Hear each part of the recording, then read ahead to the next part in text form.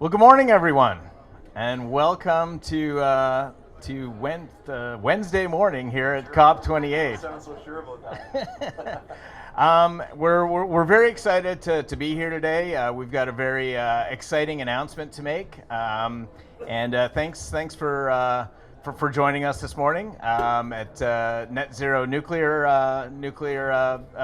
booth here with Bruce Power, and of course our ministers from Ontario and representatives from CNA and GHD to talk about a very important development today. Where I really want to start off is what we've heard a lot here at COP. And it's great to see the nuclear industry so well represented at COP28. Just a couple of years ago, it really wasn't the case. Nuclear wasn't a big part of the story. Last year, we started to see more of it. Right now, everywhere you turn, there's more discussions around nuclear and the importance of nuclear, needing nuclear to hit climate change targets. We witnessed the signing of over 20 nations in a pledge to triple nuclear capacity globally. We've seen sub-nations signing it. We've seen the industry lining up behind that pledge. And it's clear, and there's no debate right now, there is no net zero without nuclear. And one of the things that I think we as Ontarians can be proud of is that we have taken a leadership role on the nuclear file. How have we taken that role? By taking action. We phased out coal in Ontario. We burned our last piece of coal in 2014 to produce electricity. Since then, we've gone from a high of 55 smog days in 2005 to 0 smog days. We don't have smog days anymore. We have blue skies instead of orange skies. That's what you get when you make a decision to phase off coal. And as other jurisdictions around the world are looking at ways to phase off coal, Ontario is the example. We've taken that leadership role. And now, as we've moved forward to make sure that we maintain that clean electricity grid that we've developed, we're refurbishing 10 reactors in Ontario, looking at refurbishing more at Pickering. At our site at Bruce Power, we're life extending our units so that we can produce clean electricity out to 2064 and beyond. And as part of that, we announced Project 2030, which will allow us to increase our site capacity up to north of 7 gigs. That's the equivalent of building a whole new reactor on site just by optimizing equipment and finding efficiencies in our existing fleet and investing in it. As an organization, we were the first nuclear company to issue green bonds, and we were actually the first to sell clean emissions credits that the province developed in Ontario through the system operator. And now, today, what I'm very pleased to announce is that with our partners at GHD, we have created the first ever nuclear offset protocol. What does that mean? I'll tell you what it means. It's an opportunity to create a made in Ontario solution to fighting climate change.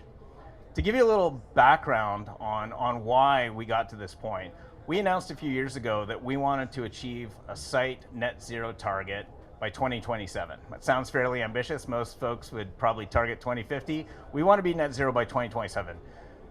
We are non-emitting, so we probably have a more achievable target that way than many do, but it's still something that we have to strive for and demonstrate more leadership on. We don't emit emissions from the production of electricity, but we do have some emissions that we can't eliminate from our standby generators, for example. We have to test them every so often. And that's where most of our emissions come from. As we started looking at, well, what offsets can we go out and procure to allow us to achieve net zero by reducing those scope 1 emissions, the only real options that we kind of saw were like tree planting in British Columbia, for example. And I sort of thought to myself, well, that seems like a shame. Why aren't there better solutions and opportunities in Ontario? And so that's really what led us to doing this protocol with GHD. We want to make sure that manufacturers and companies in Ontario that are looking for ways to hit their own net zero targets could buy made in Ontario offsets for their scope 1 emissions.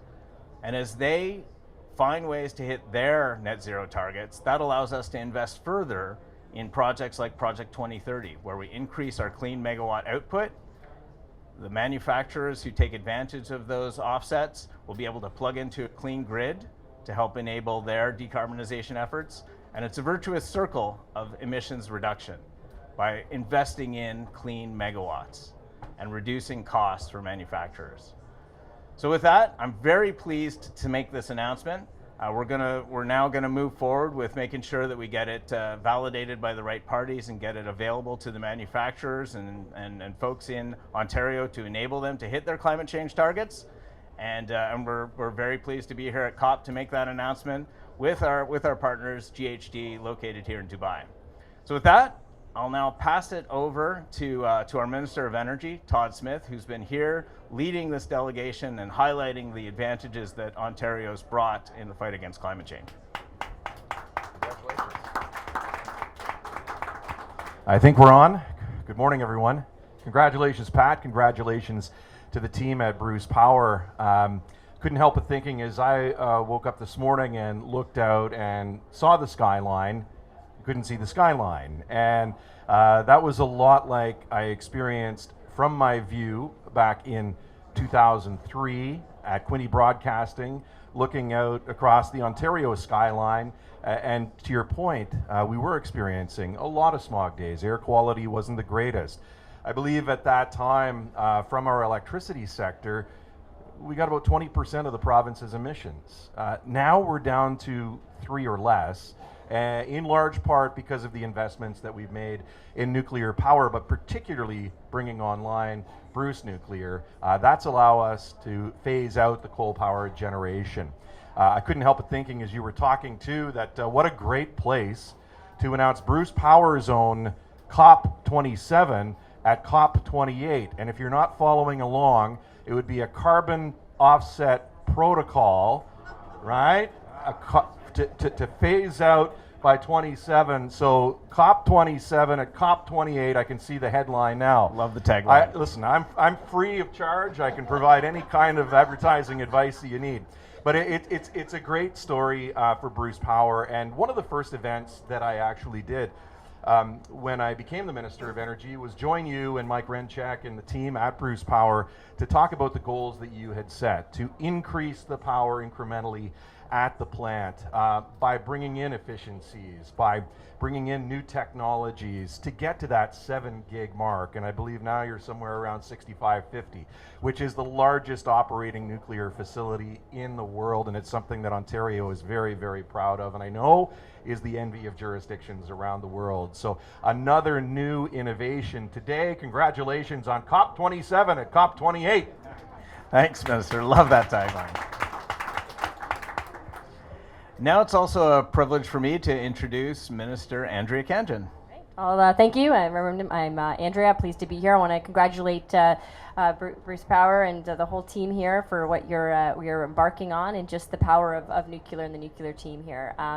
You know, just to put in perspective of how this affects the Ministry of Environment and all of Ontario is, you know, we're at this big global conference talking about greenhouse gas reductions and emissions, and in Ontario we're 26.1% of our 30% goal for the Paris Agreement, and in large part that is thanks to the leadership of nuclear and the nuclear industry in Ontario. Not only does that have a great impact on our environment and reducing greenhouse gas emissions, it's got a great impact on our health in terms of healthcare costs. We talk about less smog days and what that means for our health. But it means a lot for our economy. You talk about green jobs. There's not just green jobs when you're working at a nuclear power plant, it's the whole supply chain. I see that in my community. And it's not just the jobs within nuclear, it's the ripple effects. You know, we talk about at these conferences about electric vehicles. In Ontario, we're really lucky. We have one of the cleanest grids, you know, 90% clean. What does that mean? Well, if you're driving an electric vehicle, you're going to have to charge it, and you're going to have to get electricity to make power to build those vehicles. And so those are great, clean, green jobs, whether you're working on the Honda supply chain making electrical vehicles, or you're mining for minerals to make those EV batteries. So we're really lucky in Ontario that we've got nuclear as a great partner to continue that legacy of achievement.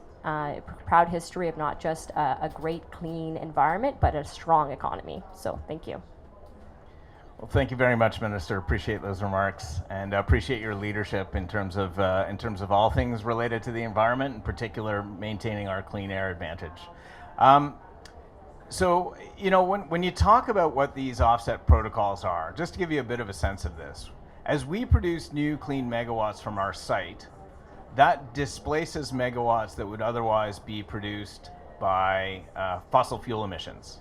Right? And the calculus and analysis of our system grid and the emissions displaced by it is probably a little beyond me. But that's why we partnered with folks who are experts in this space. We have to make sure that these offsets that are developed are accreditable and something that people can invest in with a lot of confidence, knowing that they are indeed displacing emissions. And that's why we turn to our partners at GHD, who are able to put together the protocol that will enable us to produce that virtuous circle of fighting climate change while maintaining a competitive economic advantage in Ontario. So with that, I'd like to introduce Gidda, who helped produce the protocol we're talking about today. Thank you very much, Pat. And I will spare you all going through the math in the protocol, but I do want to explain the value of this type of protocol. In the past, we've always talked about emissions reductions and carbon. We have here a document that allows us to express the carbon value and the emissions reduction value of nuclear energy on the grid. And it's a verifiable, transparent protocol. It's strong and it can stand up to scrutiny. As Pat mentioned, it's going through third-party verification right now. It's a document that anyone can use to describe the emission reduction value of nuclear. And it's made in Ontario. And I think that's fantastic. I think that's a leadership role for Bruce Power, but I would say too, because we are at COP, that has value at the global stage as well.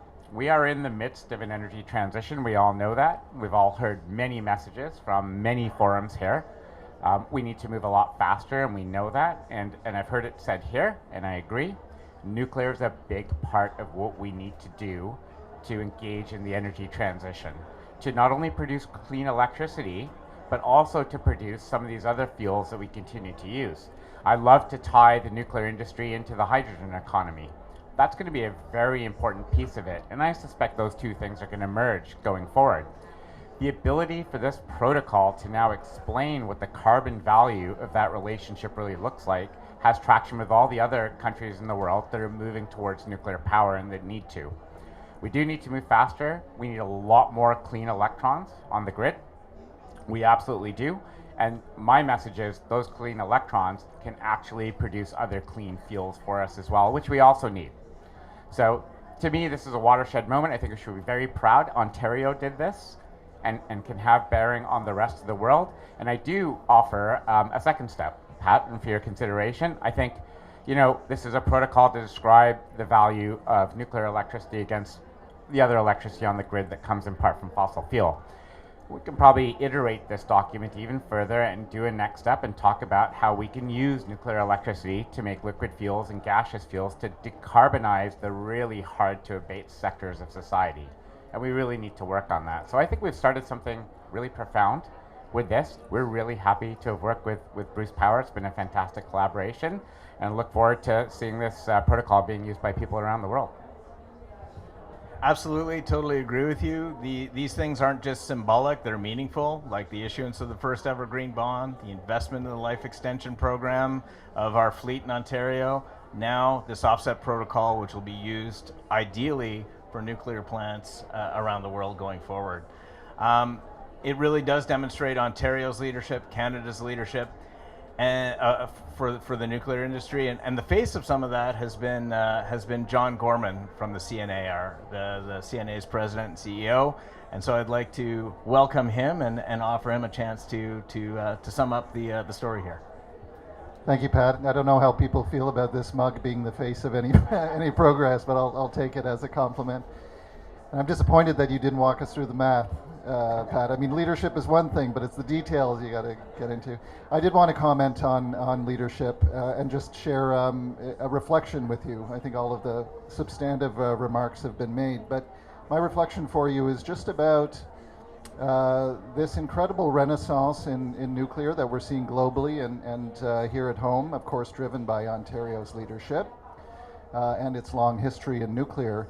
but it's the interplay between industry and government taking leadership moves to advance the bar forward. I think industry and government take turns to do that, and then we leapfrog over each other. It's a collaborative effort that's needed, and you've seen that here at COP, right? 20 nations coming together to announce a pledge to triple the amount of nuclear, followed by 120 corporations saying that they will sign on to that pledge as well. It's that sort of leapfrogging. But in the Canadian context, you know, let's consider some of the sort of pole positions that government in Ontario and industry has taken on some very fundamentally important issues.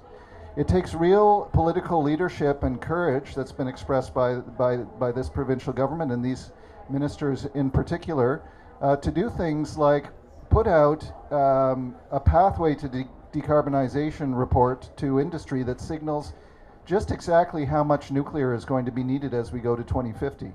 I mean, that's not something that you do lightly, right? Signaling to the rest of society that this is going to be a very challenging transition to go through, but we're going through it together and we've got a definite plan to get there. It's going to be hard, but we're going to do it. We've got the right resources. What has that done? It's caused the entire industry to be able to shift into gear and work towards an actual target, a target that was reflected most significantly in Bruce Power announcing it's going to build out 4,800 megawatts at its existing site, which is already the largest site in the world. But industry has been taking leadership too, and it's been, I think it's been captured by Bruce Power.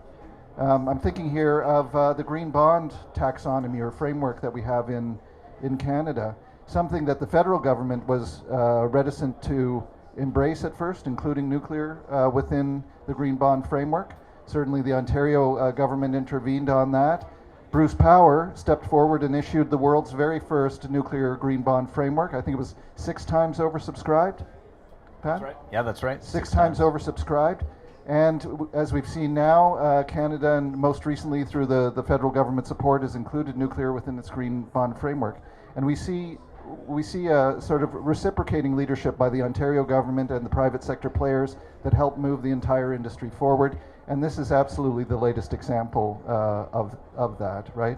I think Taj, you were confident in thinking this may be the world's first carbon offset protocol, COP, for nuclear power. And I'm sure things are going to play out in a way that is leading by example for other operators around the world and energy industries to be able to trade these offsets to create that virtuous circle that both Minister Smith and Pat spoke to. So let's keep up the great shared leadership of this. We can't always follow. We have to lead and then follow others' example. And I think Ontario government and industry is a great example of that. Thanks, John. Absolutely agree. Yeah, absolutely. And you know, since I've been here at COP, I've been on a number of panels. I've quoted Anna from Frozen saying we got to do the next right thing. I've quoted Kermit the Frog saying it's not easy being green. And now I'm going to quote Elvis and say a little less conversation, a little more action. That's what our industry is doing, taking action, making it happen. Let's all give ourselves a round of applause for being here and the leadership that we're demonstrating on the global stage. So thank you all for joining us. We really appreciate it, and I hope you all have a great day.